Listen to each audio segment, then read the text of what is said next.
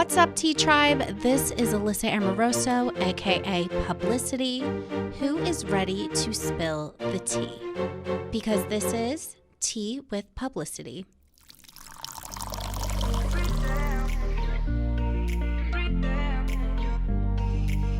Hello, Tea Tribe. Welcome back. Happy Tuesday. I feel like the new thing is that Tuesdays are for the tea, right? Anyway, I just want to start off by thanking you guys so much for the kind words that you sent me last week regarding episode 1. I was so touched. I was crying last night because I was like, wow, the Tea Tribe is such a badass group of women that are super kind. And I just feel like the internet has so many haters and so many people that just want to tear people down. And my goal in doing this is to create an awesome group of women. And I feel like I've been doing that for years leading up to this. And now this is really cementing it. So I just want to thank you guys. And also welcome to the Tea Tribe if you are new. Some things that I just want to announce. So if you're watching this in the audio video version, you could see that I am wearing my merch. The Self-Care Club hat just launched, the Good Energy Only sweatshirt, that GEO, all of it. So even if you're not watching, I'm sure you've seen me post it on Instagram. The merch is live, so go cop it now. And make sure you guys tag me because I definitely want to be reposting people on Instagram and all of that. So as we do on Tea with Publicity, we're going to get into an interview with my guest a little bit later, who is Ria. You may know her from Barstool and Chicks in the Office. Then we're going to get into the Ask Alyssa advice segment. You guys have been writing in the most incredible questions, so I'll have Ria join in and help me answer some of that advice. And then we will close it off, as we always do, with the Spill the Tea segment. But first, I'm going to kick things off by giving you guys a little bit of an update on my personal life. And then we'll get to the topic of this week, which is anxiety. So I feel like you guys will be proud of me because I drank both nights last weekend. And that's big for me because it's been COVID. I feel like it was the most antisocial year of my life, 2020, now leading into 2021 because coronavirus is still very, very real.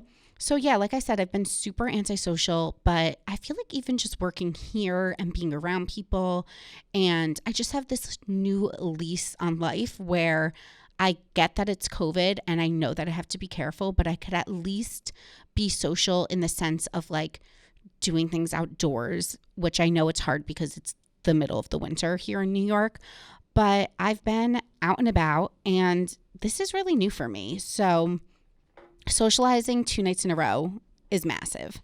I hung out with men. It's like I never see anyone from the opposite sex as we discussed last week. So that was big. No one that I was like interested in, but just to be around male energy is a nice shift because I love my girlfriends, but let's face it, there's only so many girls I could be around all the time, you know?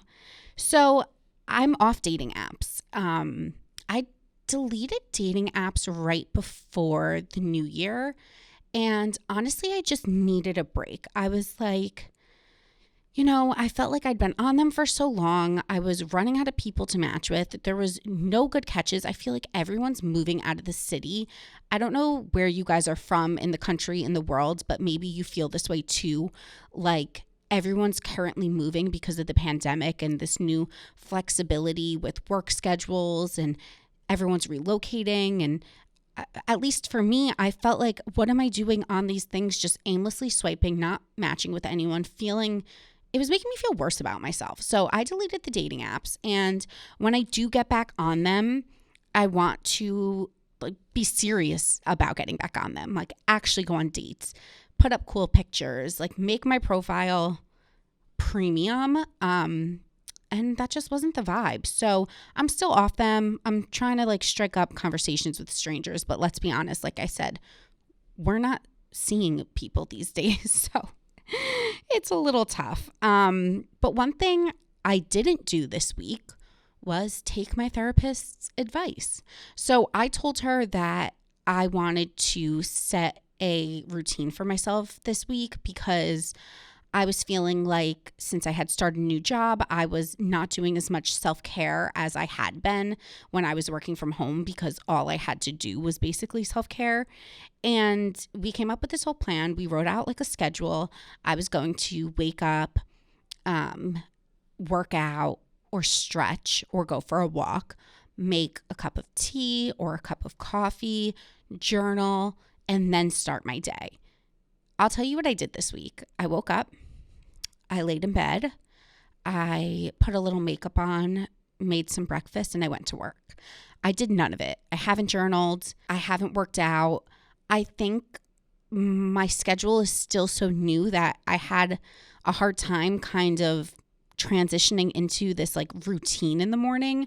So I don't know. I'm saying it here so you guys could hold me accountable. So next week when I come on, I'm like, hey guys, I've been working out. I've been journaling. I've been manifesting, meditating, all of the things because I've literally been doing none of it. So I'm giving myself some grace.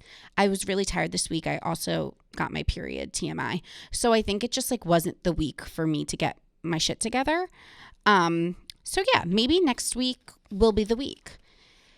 Okay, so on to the heavier stuff. So as you guys know, as I've said many times, we're going to be diving into a new topic every week. And some weeks it's going to be funny as hell. We're going to be laughing our asses off together, discussing, Kardashian size butts and dick pics. But this week we're going to be talking about anxiety. And for a few reasons. So one, because I have it. And two, because I feel like it's not talked about enough. I feel like when I listen to podcasts, people talk about anxiety, but they never tell you how to cope with it.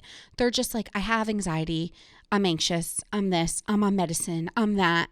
But no one's ever like, these are the tools that I use to cope with anxiety. And granted, I'm not a therapist. I have no freaking clue.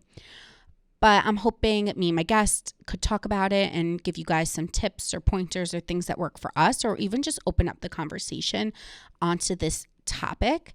And it's just ironic because my dad called me earlier this week. I have a really good relationship with my dad. We talk a lot on the phone. And my parents are going through the process of cleaning out their home so they could sell it one day soon. And he said that he found progress reports, which is my worst nightmare because I was the worst student, guys, like C's and D's. And I do want to do a whole episode on bad students that turned out to be, successful because I just think it's funny and ironic. So we'll save that for another day. But he said that my progress report said in it, it was like, a pleasure to have in class, very friendly, gets really anxious when the teacher calls on her. And my dad, he was like, wow, maybe we should have paid more attention to the fact that you were anxious as a kid. I thought this was like a thing later in life that you were anxious, but to read that was very like eye-opening to see that in hindsight. And it's funny because I would have never remembered that I was anxious when the teacher called on me, but what I said to him is so true.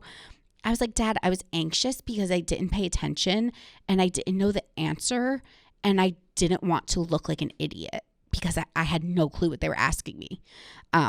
So I don't know if it was anxiety or if it was just like me literally not knowing the answer. But either way, I thought that was really funny. And now to go even more serious, and I'm sorry to take us there, but the first time I remember having real anxiety in my lifetime was in the 5th grade.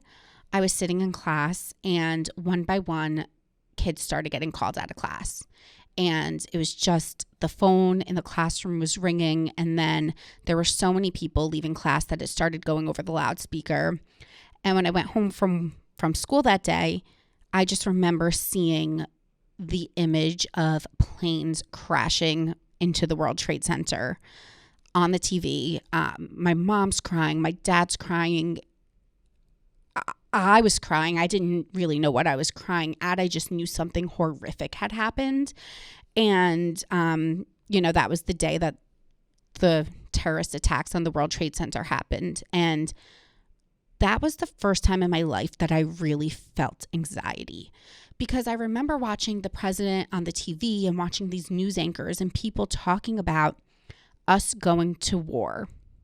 And as a fifth grader, what I knew war to be was the Holocaust, which I was learning about in school, and men standing in a line in a field shooting each other.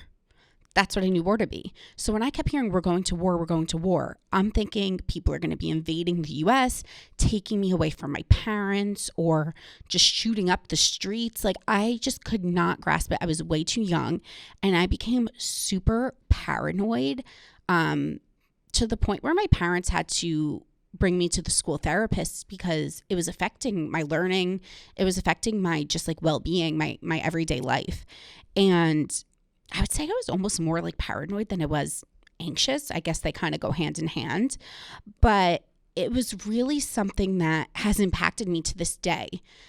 I've been able to overcome a lot of it because look at me now. I live in New York City, the scene of the crime that literally traumatized me however many years ago. So I have come a long way, but it did instill this fear of flying in me. And I won't let it stop me. I love to travel. It's one of my favorite things in this world. So I've learned different coping mechanisms.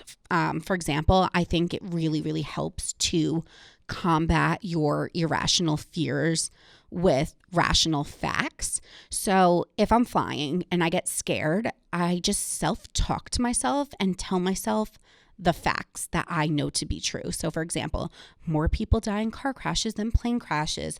Planes are built to endure turbulence. Planes don't just fall out of the sky usually. So that's the kind of self-talk that I tell myself in my head to combat my irrational fears.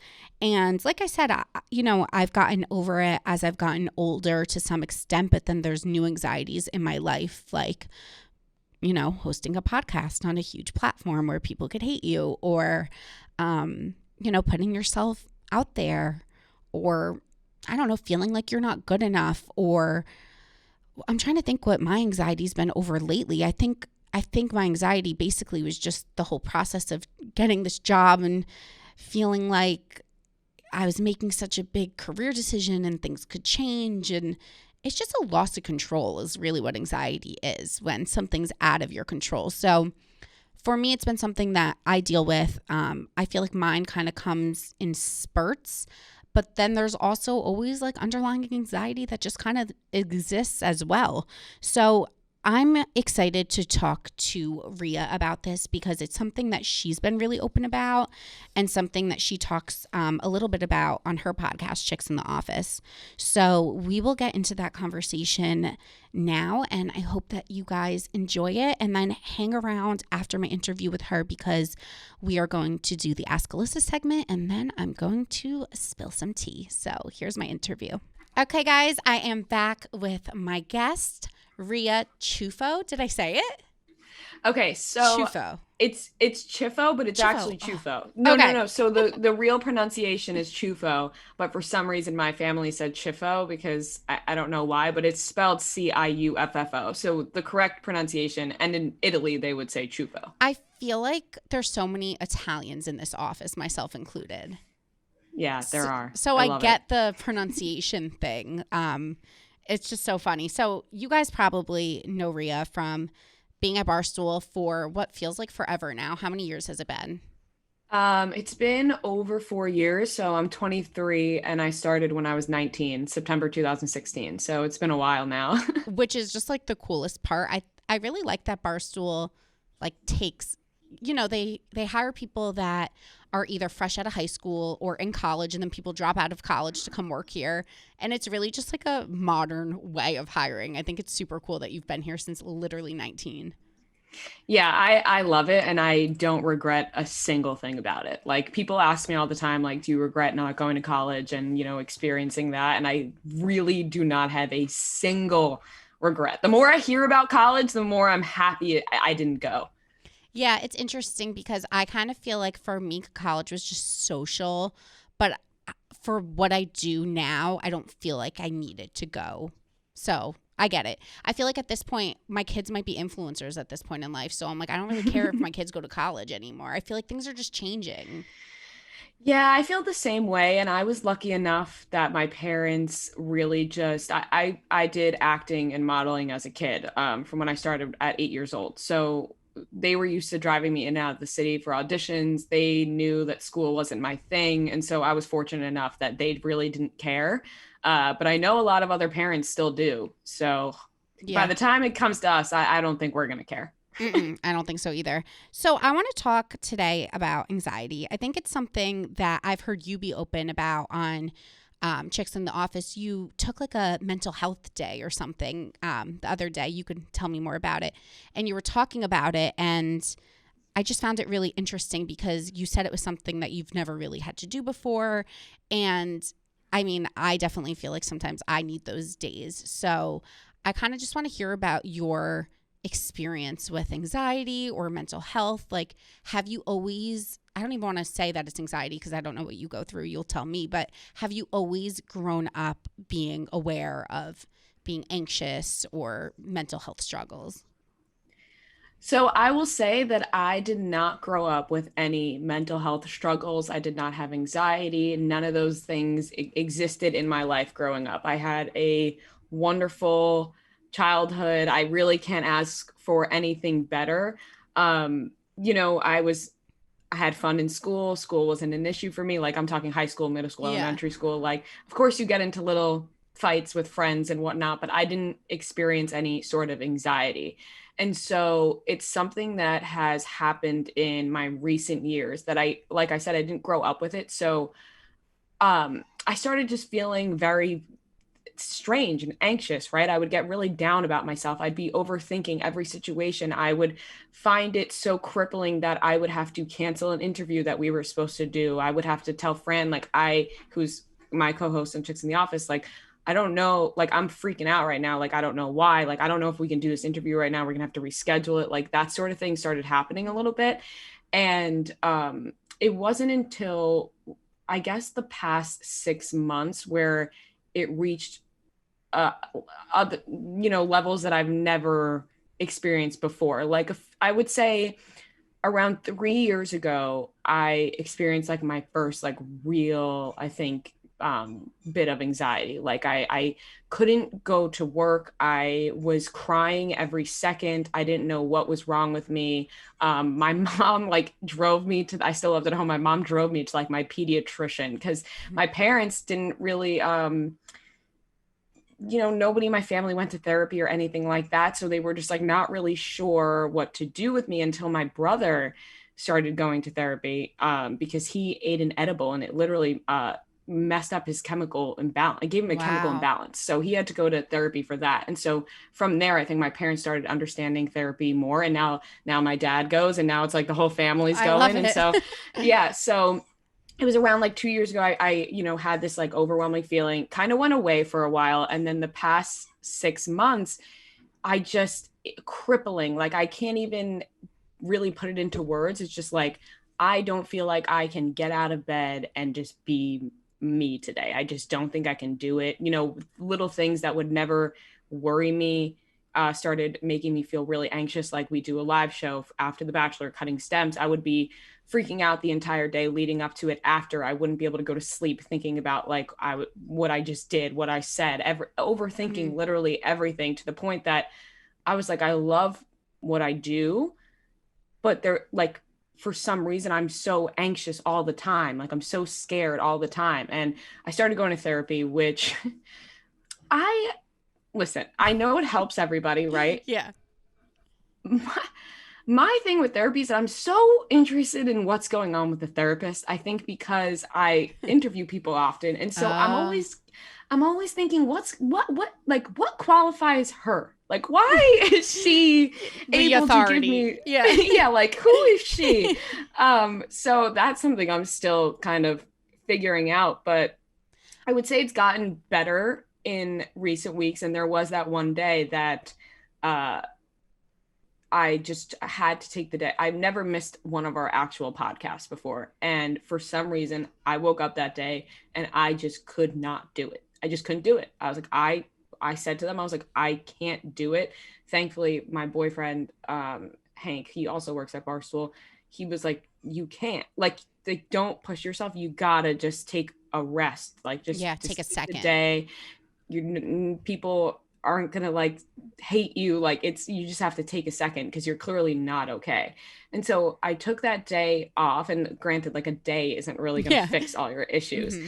but I took that day off, and for some reason since then I've felt a little bit better just about, somebody messaged me because I put up an Instagram story about how I wasn't on the my episode because I just couldn't do it. I had to take the day off. And somebody messaged me and was like, "How dare you take a day off? Oh my I'm a God. nurse and I have to go to work every single day, and I don't just take a day off because I don't feel like it. Really selfish of you."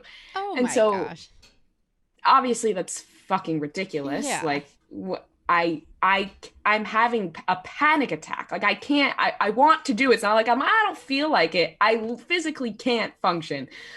So I think for some reason that message to me was like, okay, people are going to say something about anything. No matter And what. I disagree with this person wholeheartedly, that like, why am I going to care what other people say or other people think if I don't even agree with this person? And I've that's something that's always been repeated to me over the last few years, just because it was a very new situation. Like I said, I think part of the anxiety for me that caught up to me was, granted, I said I never regret not going to college, still don't. Yeah. But I think going into this at 19 and not really fully understanding what I was doing, wouldn't take it back for a second. I fucking love it, obviously. But just not having the college experience, all of my friends are doing that, kind of losing them in that sense because they don't really understand what I'm Yeah, doing. you have like a full job and they're Right. partying. It's different. Like, I'm going to a full-time job every single Yeah. day, and they are also not really I want to be friends with them, and they don't really understand what I'm doing, and they think I'm too cool, but I'm not trying to be that way whatsoever. Yeah, So that's figuring out interesting. that sort of thing, and then also just seeing yourself on camera all the time, I think is something that has, sorry, I've been going on like a really long tangent now, No, but it's really interesting because I agree with every single thing that you're saying. yeah, seeing yourself on camera every single day, I think uh really mess with my brain a bit in figuring out like what I really look like. Like, I Oh started my God. realizing, Yeah. I like, actually, that's funny you say that because I stopped using Instagram filters on mhm, my stories. You know how people like now the filters are so crazy that I never thought I had a big nose in my entire life. I was like my cute little nose. I started using Instagram filters and it was making my nose so perfect, like so thin, so little, and my eyes were bigger and my lips were bigger and I was like I look great on these filters, you know? yeah, And then when I started taking pictures without the filters, I was like, wow, my nose is huge. Like, do I need a nose job? Like, I started genuinely thinking these things. And I started realizing it, like you're saying, it actually was warping my sense of what I looked like. And I think it was like 4 or 5 months ago, I said I will never use like an Instagram filter again. And I just completely stopped using them. And now I feel like so much more comfortable with my face because I don't look at it and be like, wow, my nose got bigger. It was fucking with yeah. my head. That's a great point. Honestly, good for you for not using any filters. I don't use them either, just because it's one, that, and also you give people the wrong idea of like what you look like, and I hate Totally. that. I see people doing it all the time, and I'm like, you don't fucking look like that. It's annoying that you keep making it seem like you look that Yeah. way, and you just really don't. So yeah, I think it's that. Like, then you look at yourself, you're like, now you're seeing these flaws that are not flaws, right? But you think they are Yep. because you don't know what you're actually looking at. And that was something that severely messed with my head. And also, people, I think it was, I don't know who said this. It may have been John Mayer on his, like, one of his Instagram lives or whatever it was, but it really stuck with me. And it was like, nobody was ever supposed to have this much access to your life. for anybody. You know, we weren't built for social media where everyone has a say in what you do. And I'm not just talking about in our positions with having followers on Instagram, but just people in high school or whatever in college and their friends, you see their Instagram stories and you see them interacting and So they can true. comment on your pictures and just there's so much access to you at all times. And I think that's something that we weren't prepared for. And also just with this job that it was like everyone can say something about you and like point out something about you. And you know, people would comment on my looks all the time, which still obviously bothers me, but a lot less. But they would comment on my looks to the point where, like I said, I'd look in the mirror and I'd be like, I don't even want to look at this person because I don't know what it is. I don't know what I look like. I don't know if I have this huge nose. I don't know if I have ginormous arms. I don't know if I have a unibrow. I don't know all these things about me that they're saying about me. I can't tell the difference anymore. So that's something that like really messed with my head that now I think I'm sort of coming around on. I think it's gotten a lot better, but for a little bit it was bad. It's actually so sad because like I look at you and I think you're so pretty and I think you're fit and like it's just fucked up that Thank like you. we have to think that. I even think that way about like when I was looking back at the YouTube footage versus like how I look on my Instagram stories where I'm not using filters. The lighting's different. Like I look just like on the YouTube, I was like, I'm like pale. I have all these like lines in my face. I'm like, what? Like I don't look like this when I look in a mirror. So you just have to sometimes be like, this isn't, you know, I don't care what people think. Like it gives me anxiety too. But at the end of the day, I'm like, what the hell am I going to do? Like, this is who I am. This is what I signed up for. But I do get anxiety. Like, the first, you know, when I first did my blog post, everyone's like, don't read the comments. Don't read the comments. Obviously, you look a little until you learn Yeah, not obviously to. you read the comments. I read like Yeah. a few and then I was like, I'm done. Because like I am pretty good at trying to protect myself from stuff like that. But someone like you who's just been doing this since you were 19, I know you wouldn't change anything, but it's funny because I say, so when I was like, what was it, like 23, fresh out of college, much thinner, much younger, I got a call back for The Bachelor and twice. And I didn't show up both times. Like, I just didn't go. I like ghosted them. Why? I don't know. I just like, because it was leaked that it was Juan Pablo. And I was like, I'm not dating a guy with a kid. I'm 23. Like, I knew I would just come across too fake on TV. You know what I mean? Because I just like was so not interested. And point being, I was saying the other day, I was like, thank God I didn't follow through with that because I don't think at that age I would have been like able to handle things like I could handle it now because I have had Instagram for 5 years and I've kind of like developed a thicker skin. It's hard when you're just like thrust into it. So I give you a lot of credit for kind of just like learning at a young age because it's really tough and like anxiety is real. Yeah. Well, thank you, first of all. And I'd also like to go back to your point when you said, like, in the YouTube, you look at yourself and you're like, I look so different or Yeah. whatever it is. I don't look like this. I think right now it's important to, and this is going to sound cheesy, but at the same time, it's something that like really helps me Mm-hmm. every day is like remind myself that it's important to realize that you are different than everybody else on earth and you are beautiful that way no matter what. Because I think right now there's like a trend with, and I'm not judging anybody who has filter or fillers or Botox or anything like that, but it almost seems like you have to get it, and it almost looks like all girls are morphing into one girl, and it's Kylie Jenner and Stassi Baby. 100%. And I think imperfections are more beautiful than ever. Like, you know what I mean? Like, it's almost Yeah. like if you look the same as everybody else, then who are you? And So so freaking like true. like you said, get it if you want to, but I wish people would not go as far as they do. You know what I mean? Like I have nothing. I don't have filler. I don't have Botox. I have nothing. Me too. And I think about it all the time, right? You know, you think about it all the time because you see people doing it. But I feel like it's a slippery slope once you start doing it. It's addictive. And you also, like we were talking about, you can't understand what you look like because it's like you once looked this way, now your lips are a little bigger, then they're going to be even bigger, then they're going Yeah. to be even bigger, then you get a little lip, then you're like, I want a little jaw, then I want my forehead, I want my nose, I want my cheeks, I want my neck, I want everything. And I really think people look so beautiful before they do that. And some people just go too far when they don't have to. It's like when you get highlights and you're like, I want to go blonder.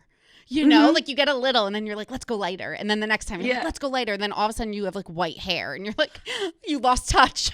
That happened to me. That's why I dyed my hair black. I was like, this is like my hair it's falling out of my head. So Things go too far. Wait, so I yeah. want to talk a little bit about, I think I listen to so many podcasts and so many people talk about having anxiety, but no one could explain like what anxiety feels like to them. So it's not really like easy to explain.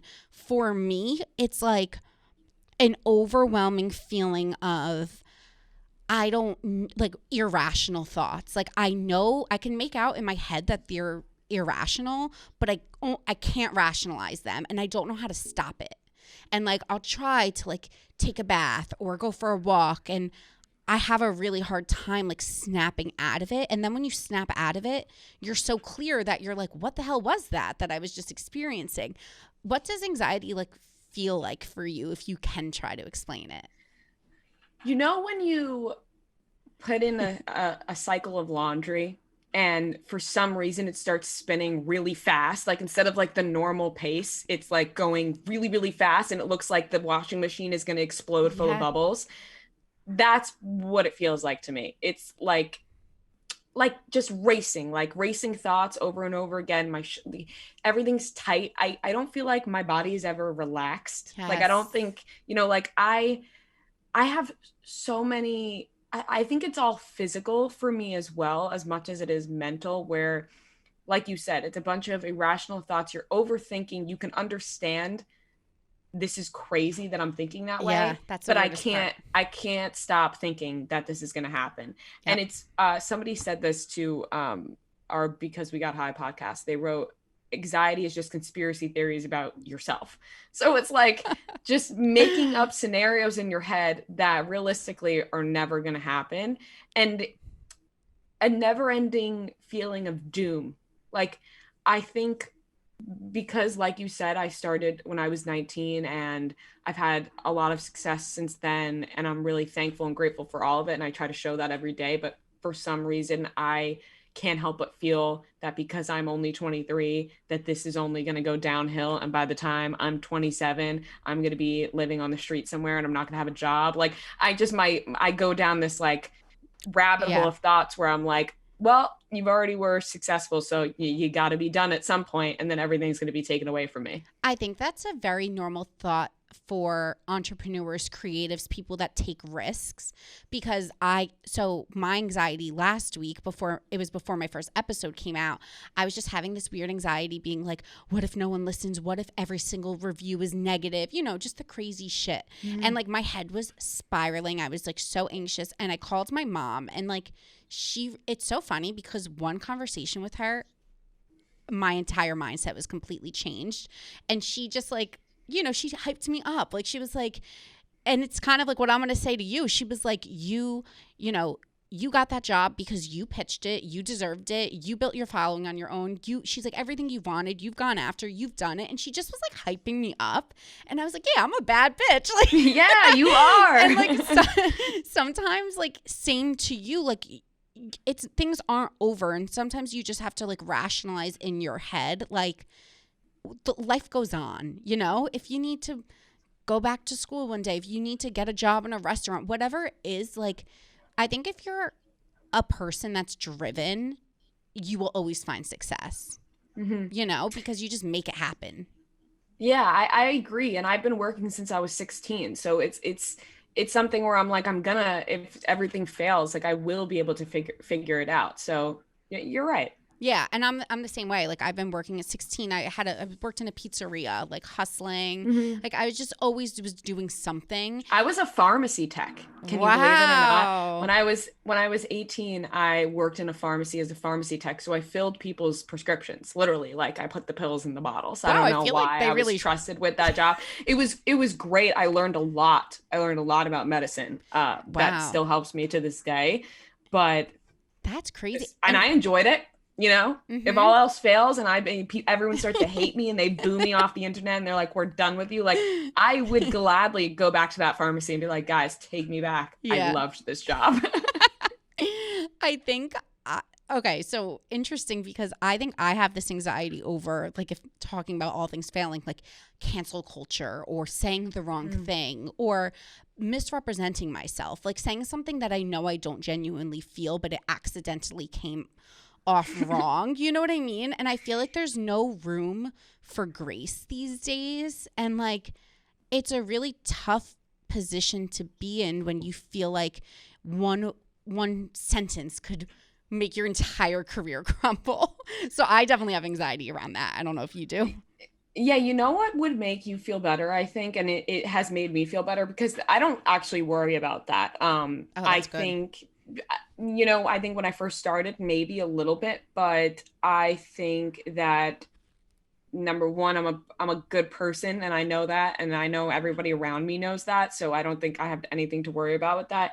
And also I watch a lot of comedians on YouTube and a lot of their podcasts on YouTube, and I love their attitude about, cancel culture, whatever you want Mm. to call it, and just like being yourself and making jokes and whatever it is, because funny is funny. And I think some people will, like, they want to find something wrong with everything nowadays, right? You see it So like true. all the time. People are getting mad about something.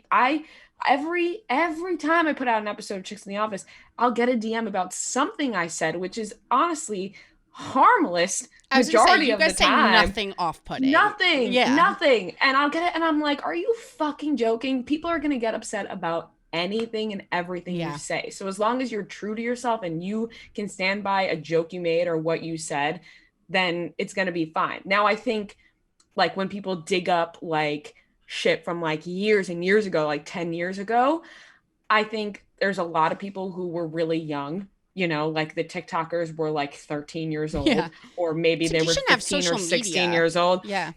Like, you can't sit there and tell me that you knew everything from right from wrong when you were 13 through 16 years old. Like, because Yeah. I know that I didn't. Like, no, you know what I mean? Like, you just don't know everything at that age. And they expect everybody to know everything at that age.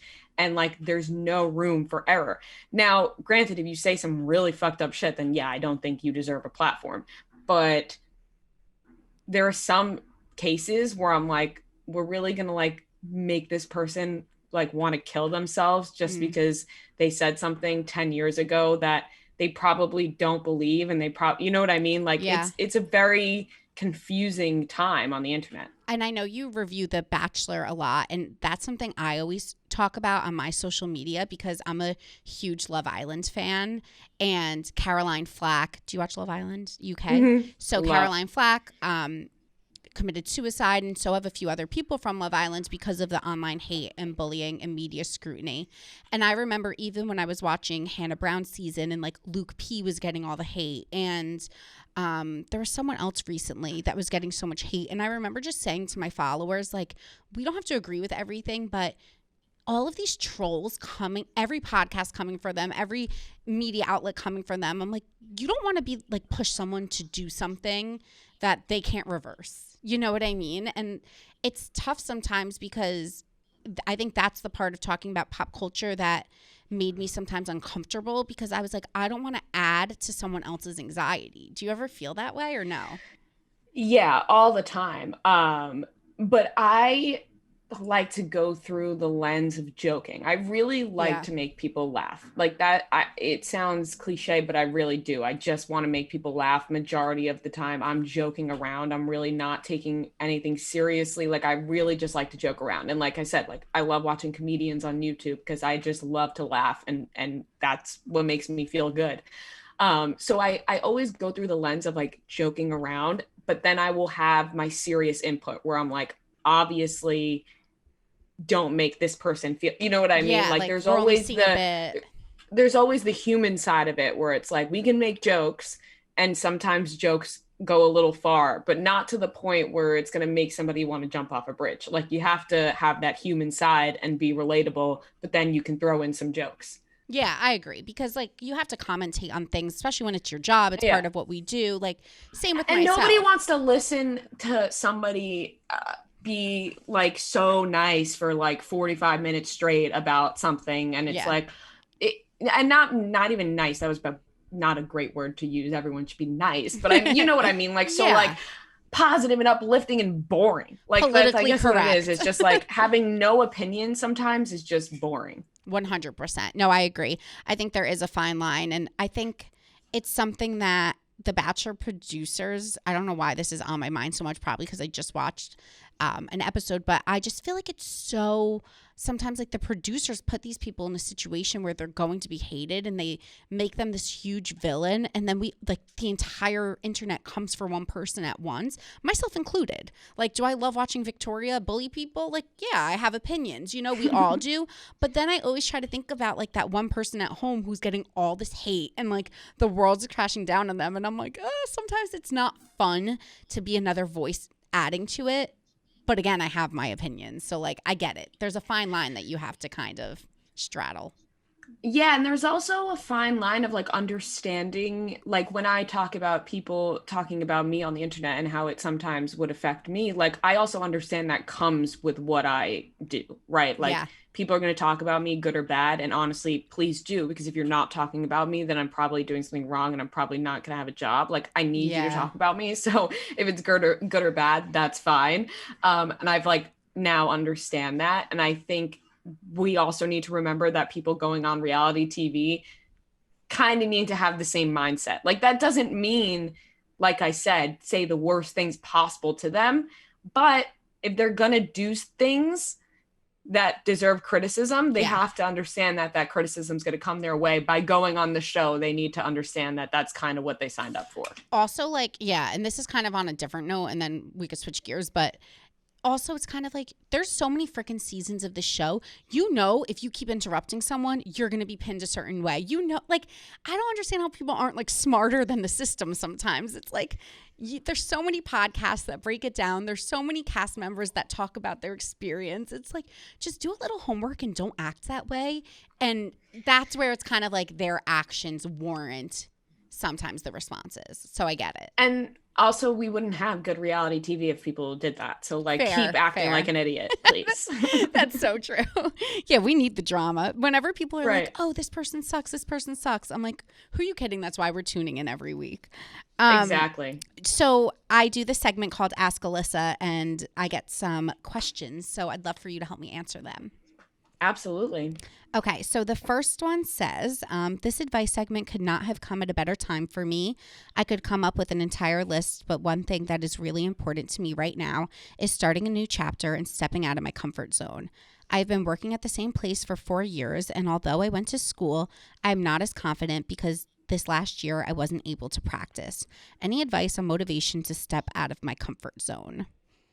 So it sounds like this person really just wants to start a new chapter and step out of their comfort zone. Any tips? I think something that stops people from stepping out of their comfort zone, and maybe this isn't exactly what they're looking for, but I think it will help in some way, is that stop thinking of things as awkward or embarrassing.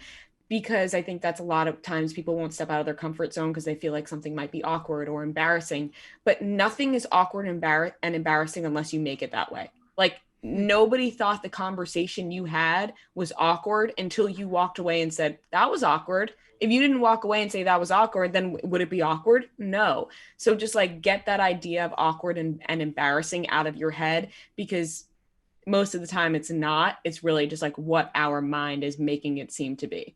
That's a really good point. And I think also if you never take a risk or do something, it's like you have nothing to show for it. Like, you have to make yourself kind of uncomfortable to take a next step.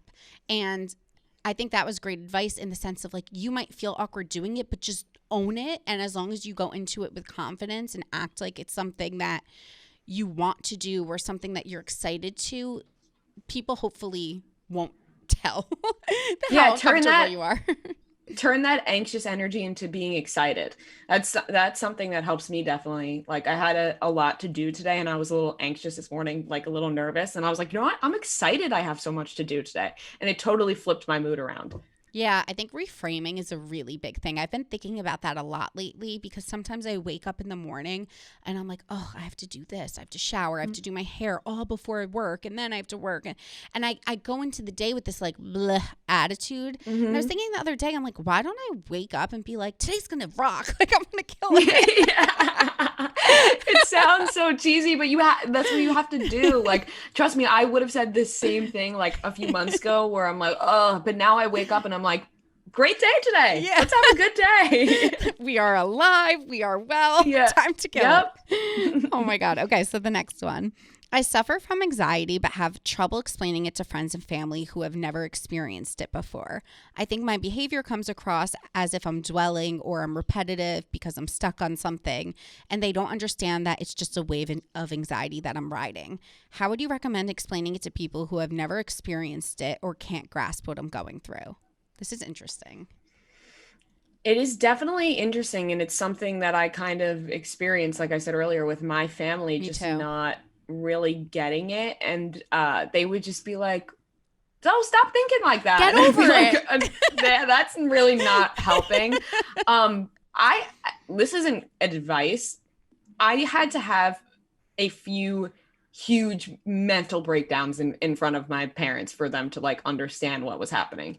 And so that's not advice, but it's something I would be interested in hearing too. You know what I mean? Alyssa, if you have advice on it, because it took me like having some blow up moments, like crying hysterically and like panic attacks for them to be like, seems like something's happening here. No, I agree, because my parents are kind of the same way. I think it's just our parents' generation where they're like, well, don't let it bother you. Don't think, like, you know, my dad will be like, well, who gives a shit what they say?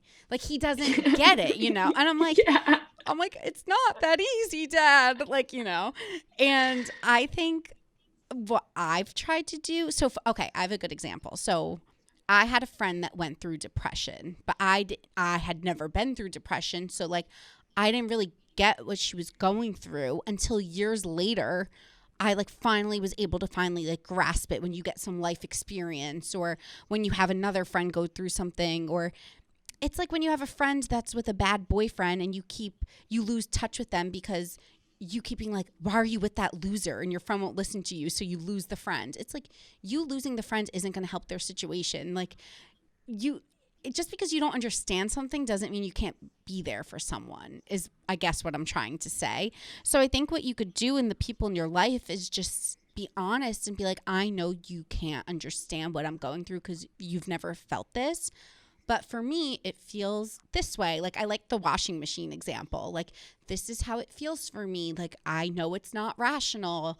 You're telling me not to care, but I can't stop not caring. Like, you know, just you have to try to explain things to people in a way that gets them to at least get what you're going through, even though it's really hard for them to grasp. I think you have to. I think it's hard to understand if you've never felt it. So it is a tough like situation to be in. Yeah, I agree. And that's something that I said to my boyfriend in recent months, who he couldn't get why I was so sad, even though everything was so great. Yeah. Like the anxiety, like being in my apartment, like stressed me out, I think, because we were stuck here for a long time. Like, I think, and so I had to say those exact things that you said. Like, I know that you don't really get it, but you just need to trust that this is happening to me. Like, it's happening and I'm going to deal with it. And like, you just need to be there and we'll get through it. But like, you're not going to feel it because it's not happening to you, but just know it is happening to me. That's an interesting way to put it. And I actually meant to ask you before if you think Corona was kind of a factor in why in the recent months you've been feeling more anxious. I would say, yeah. And like, originally it was great. Like, I was having a great time in lockdown. No joke. From March to like July, was awesome. Like, Yeah. for me and for my boyfriend personally, we were like, we didn't fight. Like, you heard like a lot of couples like really going through it, whatever. We were better than ever. We were like, this is like our dream, like being home every day. And then I think it got to the point where I was like, okay, well, this isn't really that fun anymore. Like we're kind of in the same old thing, looking at the same, small New York City apartment every single day. And like, there's a lot of things we can't do. There's a lot of things we had planned. And something also helped me was like, there's so many people going through so much worse. Yeah. Perspective. And like, yeah, just having a perspective on it. Like, and that was also something that I was struggling with, because I was like, I feel this way. I feel really bad. I don't feel good. But there's so many people who feel worse. So I would also beat myself up being like, you can't feel this way. There's so many people that feel worse. And so, yeah, I would say it definitely had a little something to do with it. I think winter in New York, being stuck inside an apartment, is definitely a factor, and also why I've been more anxious too. It's like you can't plan for that. Like, none of us buy these small ass apartments to sit in them. We buy them because rent. We rent them because we definitely don't buy them. We do not buy them. We rent them because we live in New York and there's so much to do that it doesn't matter to have a small apartment because we're out living life. But now we're stuck in these shoeboxes, paying a shit ton of money. And work is different. Personal lives are different. Socializing is different. And I think a lot of my friends are going through what you kind of are saying, how they were like, I just feel so bad for feeling bad. They felt guilty. And I kept saying to them, like, what you're going through is your experience. Like, everyone has different shit, And like, I've definitely been anxious. So I definitely sympathize with that. Okay. Last question. I never really experienced anxiety until later in life. Now I'm in my mid-20s and I'm trying to navigate dealing with these feelings of distress. Do you have any tips for de-stressing or unwinding? The thing that works for weed. me. Yeah, smoke weed, edibles. Smoke weed. The thing that works for me is, this sounds really weird, baths. Love a bath. That's a good one. Yeah, because you could just like, I don't know, something What's about your bath water. setup? Yeah. Walk us through your bath setup. Yeah, it's like something about water is very calming or comforting. So I feel like what I do is like, I'll turn down the lights, I'll light a candle, I'll listen to a podcast or music. I have this Epsom salt that smells like, it smells like peppermint or something. That's not the right. It's like something. Lavender? Yeah, like something like that. And I put like the salt in the bath, and it just helps me kind of like have a moment by myself without like a TV or a distraction. So that's one thing. And then also going on like long walks really helps me, but it's been so cold in New York and snowy that I genuinely, like, I cannot remember the last time I've walked. Like, I need to get out a little more. I'm feeling a little like cooped up, but those are the two things for me. Yeah, I have a dog, so walking is like I have to walk. So that kind of leaving my phone back and walking definitely helps a bit. Smoking weed, I know that's not the best answer, but for me, it definitely helps at the end of the day. Unwinding, putting down my phone, smoking a little bit, putting on a movie that I can just focus on, and then like falling asleep after. Yeah. Just like I notice myself just like drifting away, whereas if I'm on my phone until 1 a.m., I'm just eyes wide open, can't fall asleep. I'm trying to think what else. I need to be better. I need to be better. If I had a good bath, I would. Yeah. But I don't. No, the bath is the move. And also, like, what I was going to say is that I need to be better about putting my phone down, because especially now that the podcast just launched, I'm like connected to my phone 24/7 because I'm like promoting it, reading reviews, doing this, doing that. Like, I'm so on my phone that I catch myself like not even wanting to start a new show, because then I start the show and I'm not even paying attention to the show because I'm looking at my phone. So it's just like, put your phone down. Yeah. Also, this actually helped me a lot.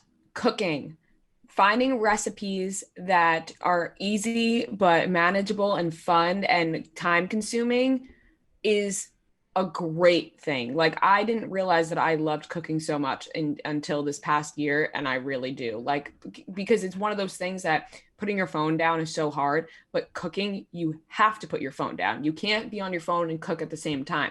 So if it takes you 45 minutes to cook a meal, that's 45 minutes without your phone out of the day that you probably wouldn't put your phone down otherwise. So actually cooking something, it is definitely a stress reliever and has helped my anxiety, I will say. I'm happy you just said that because same. I absolutely love cooking and I find it so therapeutic. Something about just like chopping and like focusing on all these things. I'll put on a podcast, like, and that's like my way of kind of just unwinding. So I think that that's a really good tip. And listening to music, find an album that you can listen to front to back. For me, it's Fine Line by Harry Styles. I'll play that while I'm cooking, and it's great. And then the cleaning after, which everybody hates, but it's therapeutic to see everything all messy, and then at the end, it's all clean, and you feel like you accomplished something. Yeah, that's a good thing. And then, okay, wait, one more, and then I really have to shut up. But now I just had another one come to me that you said cleaning. I think organizing your space, like when your space feels super chaotic, like usually they say it reflects your mood. And I think that's true. Like when my apartment's clean, I'm like, wow, I love it here. It's so zen. And then when it's a shit show, I'm like, I think I'm going to move. Like it's so crazy. Like it's just so crazy. It definitely affects your mood. 100%. I've talked about moving out of our apartment a million times in the past 2 months. And then my boyfriend's like, well, maybe if we just like clean it, we'll feel good. And then we cleaned it. And I was like, I love it here. It's great. Great apartment. So homey. Thank you so much, Ria. I really appreciate you coming on. Thank you so much for having me. This was a lot of fun. Where could everyone follow you, keep up with you? I know you have like a million podcasts, a million things. So my Instagram is my full name, Ria Ciuffo. So that's Ciuffo. And then my 2 podcasts, Chicks in the Office and Because We Got High. Chicks in the Office is 3 days a week. Because We Got High is 1 day a week. And then you can find all of those on social as well. And the group chat on Snapchat, we do a Snapchat show every single day that covers pop culture news. So you can find us there too. That's amazing. Thank you so much. Thank you so much for having me. Okay, guys, it is time to spill the tea. My favorite part of the episode because, I don't know, I love what I love, and this whole segment is me talking about things that I love. Okay, let's get into it because framing Britney shook me to my core. Guys, if you have not watched the Britney Spears documentary on Hulu from the New York Times, run, don't walk. It's been like keeping me up at night. I am absolutely sick over the mistreatment of Britney Spears by the press, the media. Talk about anxiety. I get one hate comment and I spiral. This girl was ridiculed, tortured, followed. I mean, she's endured some shit. So I don't want to give anything away for those of you that haven't seen it, although I feel like most of you probably have, because if you're listening to my podcast, you probably like the same stuff as me. So I don't know. You just have to watch it. It is so absolutely wild. I am completely on board the Free Britney train. I love her. I can't imagine what she's gone through. I hope that some kind of justice is served and that she could take ownership over her life and that she could finally like tell us one day, you know, speak for herself and tell us what she's gone through. The second thing on my list of topics is North West's painting. I don't know if you guys saw this, but Kim Kardashian put up a photo that looked like Picasso painted this beautiful piece of art. And she was like, oh my God, love my Northie. She's such a talented painter. And the internet went absolutely wild. People were like, there's no way North painted this. That is way too good for like a 7 or 8 year old to do. And people were just like tearing into my girl North, who I love. And Kim clapped back. She was like, this is where I draw the line. If you're going to be saying stuff about my kids, it's not happening. And she basically defended North, just saying that North spent in art classes. And then she posted some photos of Kanye's artwork when he was North's age, which was like obviously incredible because Kanye's like is a creative genius and he's really talented. And Kim just like debunked the entire thing, and she was hyping up North on her stories. And I just like loved the proud mom moment. And also I believe it. North is talented. Look at her parents. I'm all for it. While we're on the Kardashian train, Kourtney and Travis Barker were spotted out together. If you ask me, you guys know I'm a former publicist. I think the photo seems a little staged because, I don't know, I wouldn't be surprised if they called the paparazzi, but whatever, they're still giving us what they want. I'm for it. I think that they've known each other for a while. They were friends. I like that he's age appropriate, and I like that he's a family man. He seems like a really nice guy. So I think as long as they're happy, I'm happy. And I like to see Kourtney with someone because she doesn't just like date around. She's not that type. So this is pretty cool to see. Okay, last thing on my list is the fact that Love Island UK is coming back this summer. Guys, it is my favorite show. I kid you not. It is the best reality show of all time. I talk so passionately about it. If you need a good reality TV show, if you like Bachelor in Paradise or Temptation Island, watch Love Island UK. US is fine. Watch UK, guys. Mark my words. Start with season 5. You will love Molly May and Maura. And then watch season 3. And then it doesn't matter the rest of the seasons. Don't watch season 1 though, because it's the worst. But watch Love Island. Best show ever. It's coming back this summer. It airs 5 nights a week, so it gives me something to do every night. And I am just so thrilled, like honestly thrilled, because they didn't do Winter Love Island because of the pandemic. What didn't the pandemic fuck up? So anyway, okay guys, that's the episode for today. I really appreciate you guys. Like I said, the merch dropped. The link is in my Instagram, TikTok, every single bio that I have. So just head there or go to the Barstool website. One last thing that I want you guys to do is rate, subscribe, review if you like the show.